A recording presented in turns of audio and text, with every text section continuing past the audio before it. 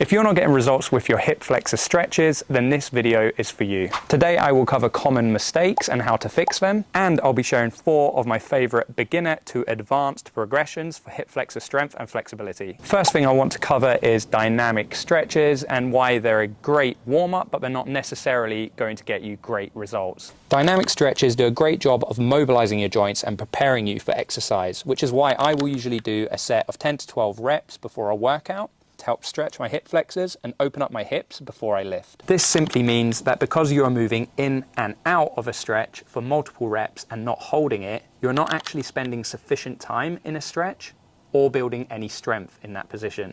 The reason that these stretches are good as a warm-up, but not necessarily for increasing your range of motion, is because you don't spend much time under tension at your end range of motion. So this is something that we want to consider if our goal is to increase our hip flexor range of motion. Another mistake that I see is compensating in the lower back. Your hip flexors are responsible for hip flexion, but they're also responsible for creating an anterior pelvic tilt. When we create a posterior tilt in our hips, we're able to fully stretch the hip flexors. But when we lose that posterior tilt and we let our pelvis tilt forward, we're essentially losing that length in the hip flexors because we are letting them shorten. This may look like we have extra range of motion, but actually it's coming from the spine and not the hip flexors. So the position of your pelvis when training your hip flexors is super important, and it shouldn't be overlooked, as it is make or break when it comes to getting results.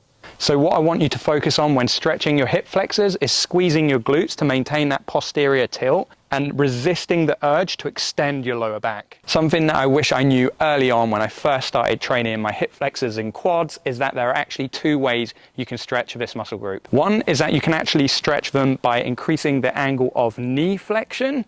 When you do this, you can feel the stretch closer to the knee in the quads.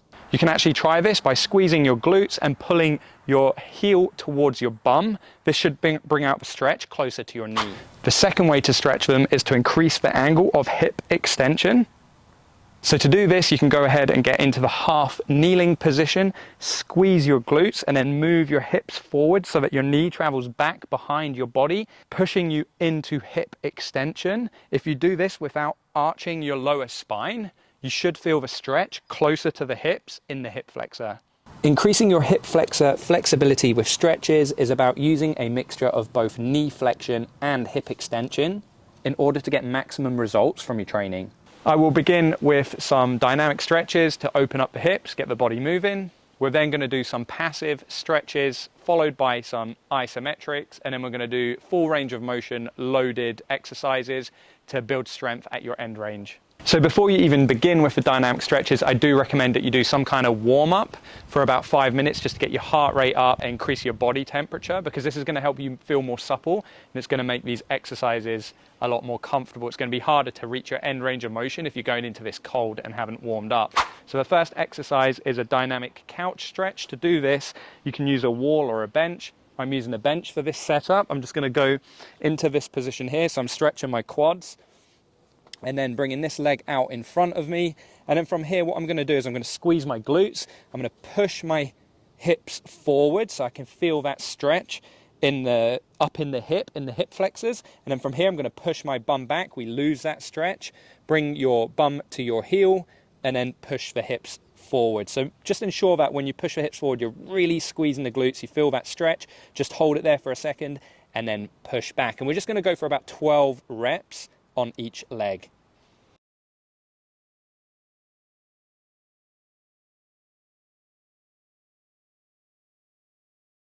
If you struggle to do this on the bench because of a lack of quad flexibility, then what you're going to do is just do it in a half kneeling position. And this time what we're going to do is we're just going to push our hips forward, keeping the glutes engaged, push forward until you feel that stretch, and then we're coming back out of that. And again, we're just going to do about 12 reps on each leg.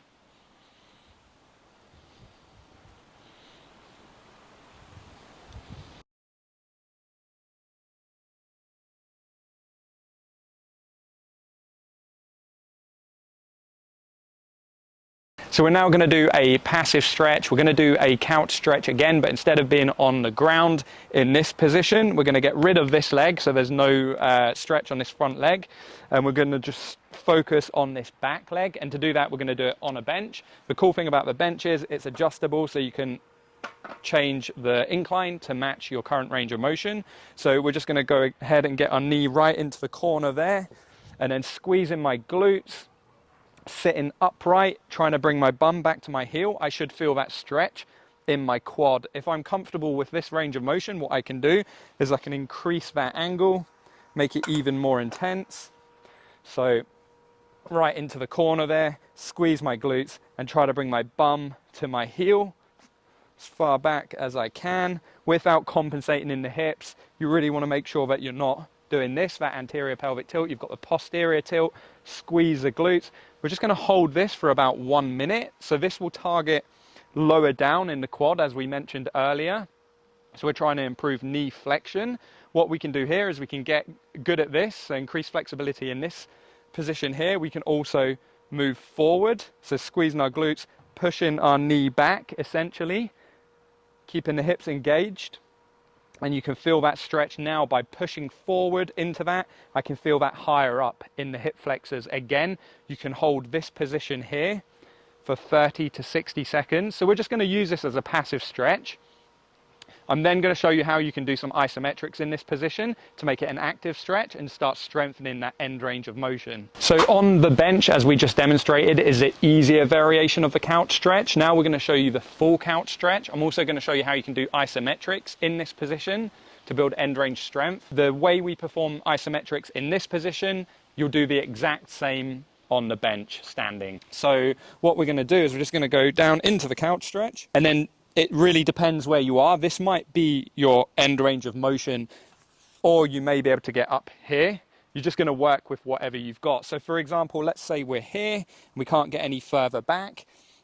What we're going to do is we can hold this as a passive stretch, as we just demonstrated before, but we can also perform isometrics in this position. To perform isometrics, we're going to do a pails and rails version of isometrics, which basically just means we're strengthening the muscles on both sides of the joint. So we're going to be strengthening the hip flexors, and we're going to be strengthening the hamstrings and the glutes. So to begin with, we're going to do a contraction where we're pushing this knee into the ground, but nothing moves here. You still keep your glutes squeezed and you're engaging your hip flexors, pushing that knee into the ground, contracting as much as you can for 10 seconds. So we're just going to do 10.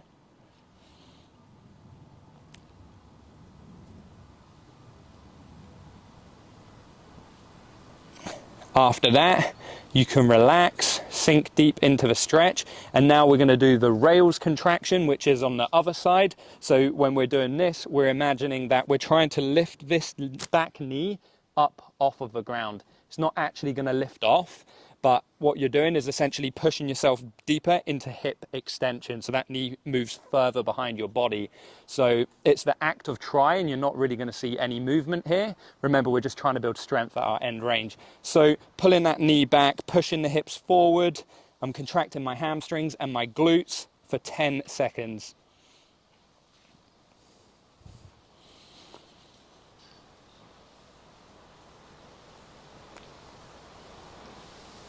And relax. So when you're doing this, ideally what you want to do is about 2 sets of this, 2 to 3 sets. So if I was doing 2 sets, I'd just do another 10 seconds pushing in, another 10 seconds pulling back. I could even do one more set on top of that if I felt like I can.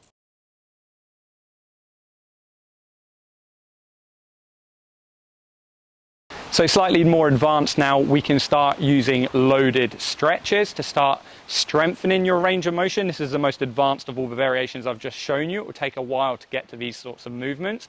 And I'm going to show you the full variation, but there are progressions for each of these as well. So if you can't do them, don't go ahead and just try it. Find the progressions that are appropriate for your current range of motion. So one of my favorite is actually the Sissy squat, because we've got that hip extension, we've got the glutes engaged, and we're working knee extension. So we're actually going down into a full quad stretch when we're in the bottom of here, but it's also a knee extension exercise. It's really good for strengthening the quads.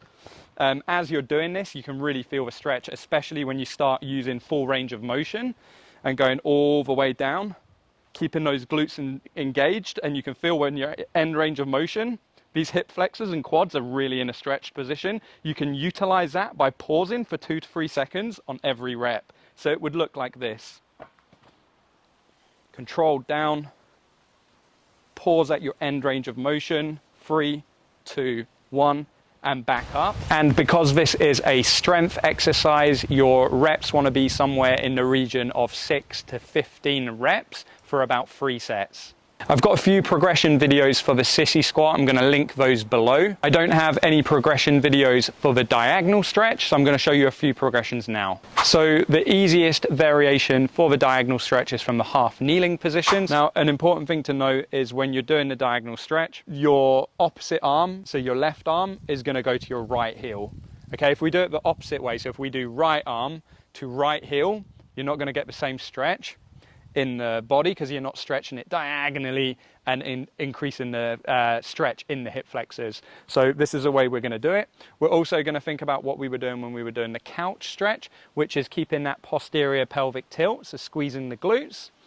Hand is on chest, and then we're just going to reach back and rotate our thoracic until we touch our heel.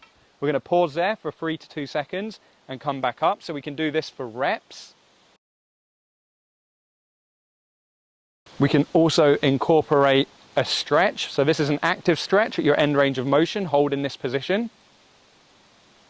And then to advance it from here, you can take it further and actually bring your hand down to the ground, so you're working more range of motion. For most people, this is quite an advanced progression, bringing the hand to the heel. So we can actually make it easier by placing something behind us, but not as far back as our foot, just halfway up the shin. And then now I don't have to stretch or rotate as far and lean back as far. So there's less range of motion. So I'm just going to touch this and then back to the start position. So subtle movements, and this is a nice regression. And then you can move that further back.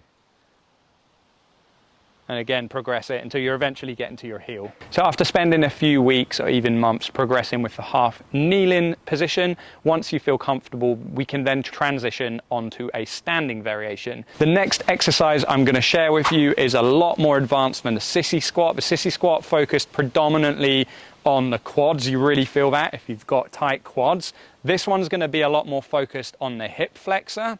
Requires a lot more balance, and you're going to need to use a lot more progressions in order to get to this full variation that I'm doing. But it's called the diagonal stretch, and it's a great exercise for strengthening your hip flexors through their full range of motion.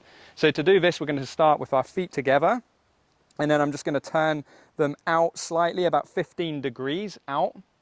Place one foot behind the other heel, and then I'm just going to take a lunge back. From this position here, what I'm going to do is put my hand on my chest. This arm goes out by the side of my body, and my goal is to bring this hand down to this heel. Okay, and to do that, I have a slight bend in this back knee, and we're going to be creating a posterior tilt and maintaining that throughout the movement. So from here, I'm just going to rotate, reach back till I touch my heel, and then bring that back up. I can do this for reps.